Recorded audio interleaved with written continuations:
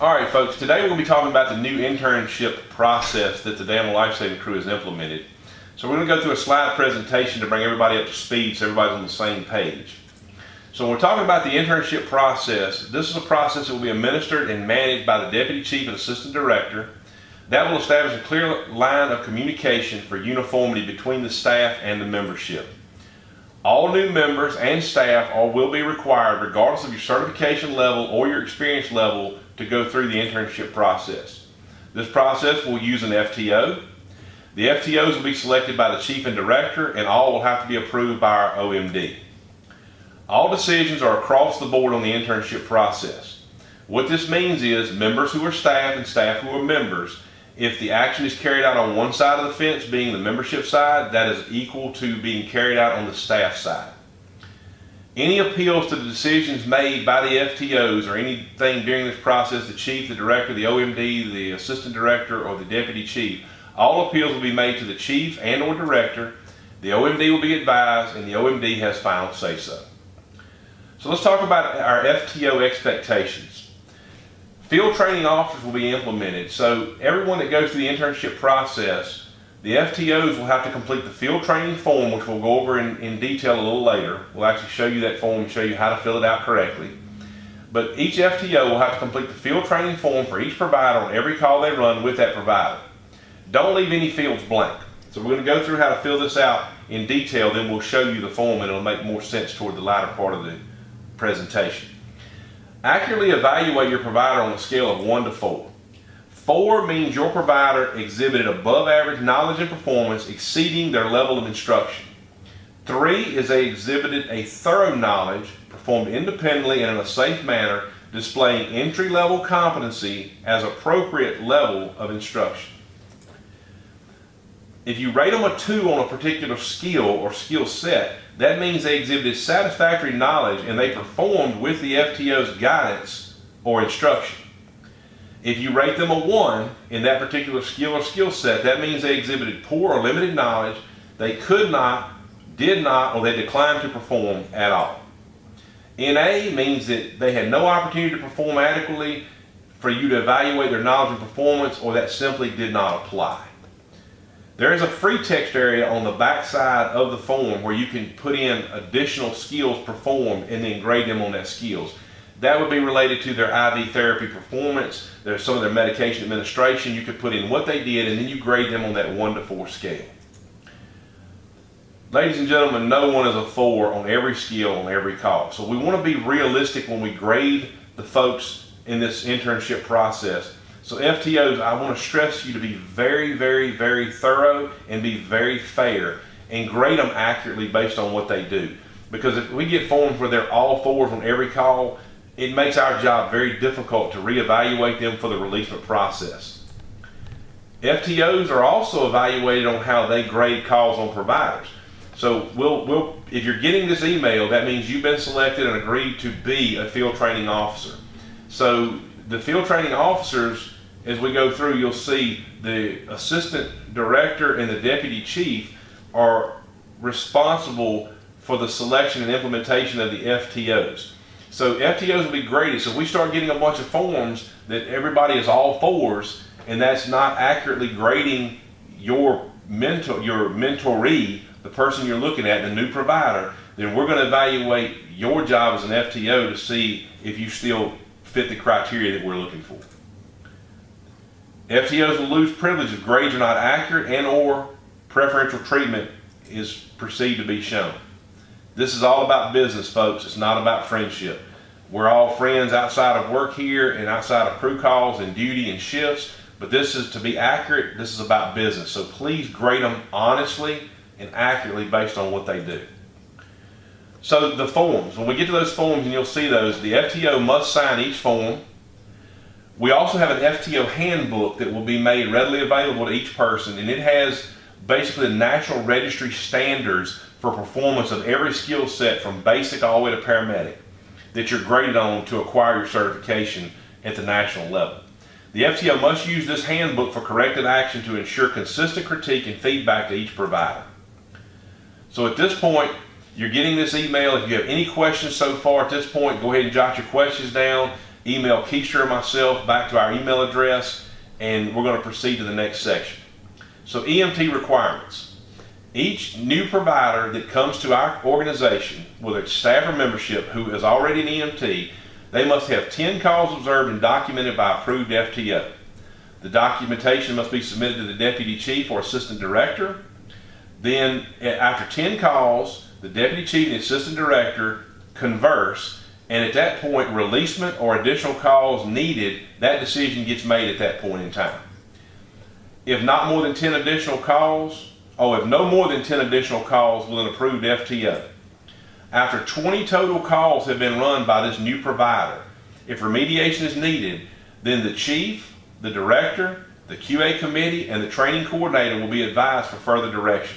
So we're going to try to get these new EMTs or these new providers, if they're struggling after 20 calls, we're getting down to the wire to decide whether we can get them some remedial training to make them where we need them to be at to get released, or do we need to seek other options with these providers?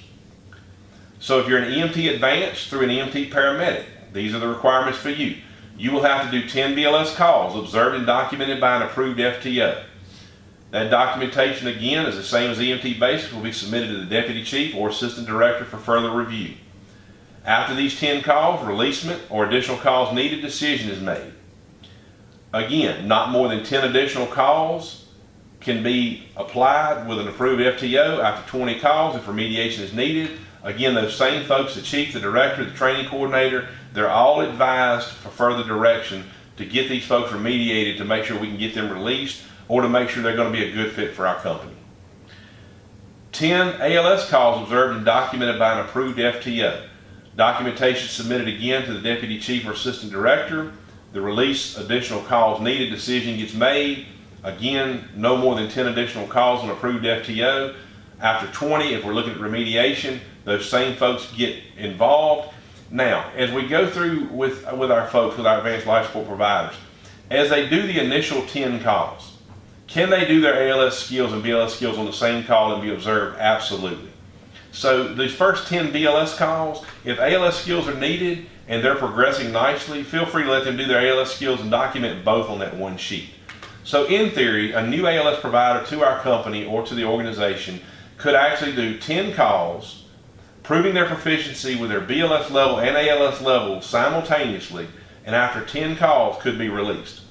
If we see them struggling at that BLS level, we want to hold them for no more than 20 total BLS calls, and then we want additional calls at the ALS level.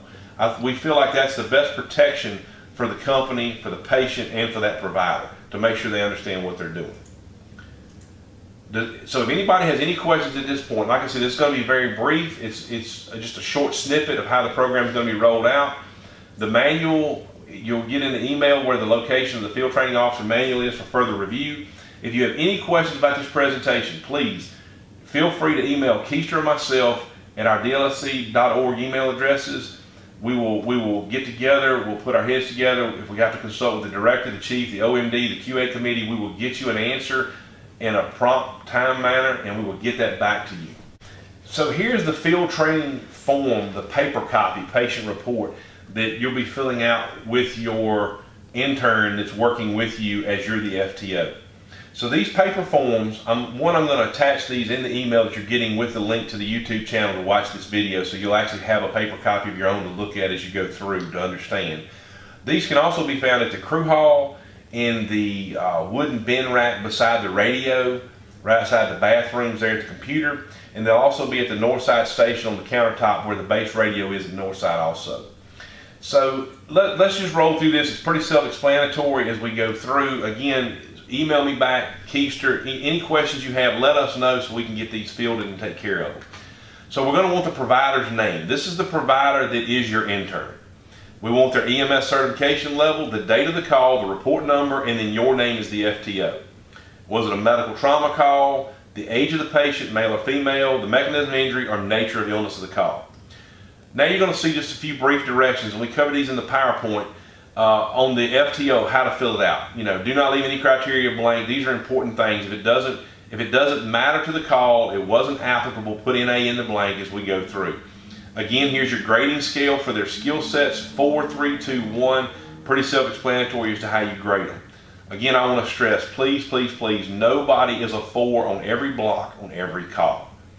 So as you go through, you got your scene size been controlled, so read these blocks and grade them accurately.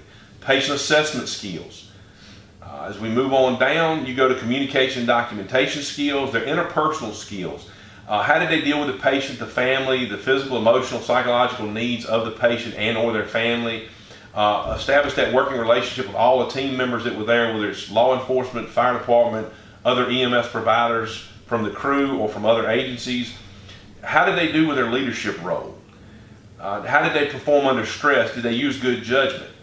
Did they accept constructive criticism and guidance in a positive and professional manner? So as an FTO, at the end of the call, you can sit down and you not only fill out this form for the deputy chief and the assistant director to review for releasement, but should they perform to a substandard level or to a level where you can give them some constructive criticism about what they did on the call, maybe not what they did wrong, but maybe what they could do different or better in your eyes as an FTO, give them that constructive criticism, but grade them on how they respond to that, because that's also very critical information.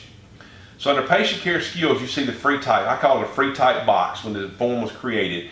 This is where you'll list your IV skills, your medications, anything else, medical treatment they did, whether it's a nasal airway, a king airway, endotracheal intubation, anything like that. How did they do with that? And then grade them over on the right hand side, 4, 3, 2, or 1. Comprehensive management. This is important. This is call managed appropriately per protocol and accepted standards of care, their preparation, response, scene management, patient assessment and management, disposition, transfer, documentation, return to service. This is an overall grade on how they did start to finish completely from the beginning of the call to the end of the call.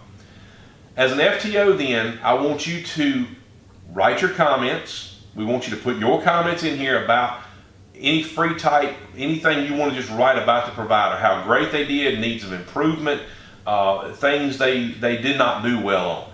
We want the FTO to sign these. You can submit them to us by putting them in the reports box. You can slide them under the door of the assistant director upstairs. Get them back to us for review, because like I said, we're looking for that quantity of 10 to start with to see how they did.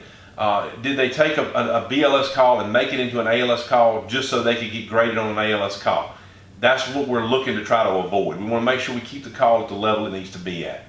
You don't have to go step by step through this form with the intern, but you do give them some constructive criticism and some feedback as to how they did. Positive, negative, give them some takeaway points to make them better on the next call. So that in the gist, that in a nutshell, there is the FTO form, the paper copy. One other place you can find this form if there's no paper copies available is to log into EMS Manager, and under the Forms tab, you'll go down to the Field Training Form -Patient, which is the patient report. Melissa and IT here has done a wonderful job of actually taking that paper form and recreating the exact paper form on EMS Manager for us. So what we're going to do now is we're just going to scroll down and look at this so you can see the difference. There's all your pertinent patient information, your provider information, your mechanism of injury, nature of illness. Then as we scroll down, you see the exact same information on this as on the paper form. So it's going to be filled out the exact same way, and then you come down to the free type box. And this is where you can click to see what skill they used, and then over on the right hand side you can put in their score. Again, it's identical. There's your comprehensive management. There's your additional remarks. Now, the provider does not have to sign this. We prefer the provider not to sign it. All we care about is that the FTO goes over with the provider, then the FTO signs it. So we're actually going to go in and amend this form, so as you log in, that provider box most likely will be gone by the time you all get this email. So just forget about the provider signature, but put your additional remarks in, your FTO signature, then click your submit button that you see here at the bottom. At that point, that sends an email to the deputy chief and to the assistant director that they have a form to go review. We go pull the form, review it, print it out. We keep a running file on every provider that's in this process, and after the amount of calls are needed and we reevaluate after every call, we see the proficiency level get to where it needs to be at, then the deputy chief and assistant director talk to each other and they make that releasement or additional calls needed decision. So again, if you have any questions with this, feel free to email the deputy chief, email the assistant director, and let us know your questions once you get this. Again, the paper copy of the field training form will be attached to this email for you to print out or to open up in a Word document so you can look at it as you go through the PowerPoint and you watch the video. If you have any questions, please feel free again to reach out to us, and we thank you for your time.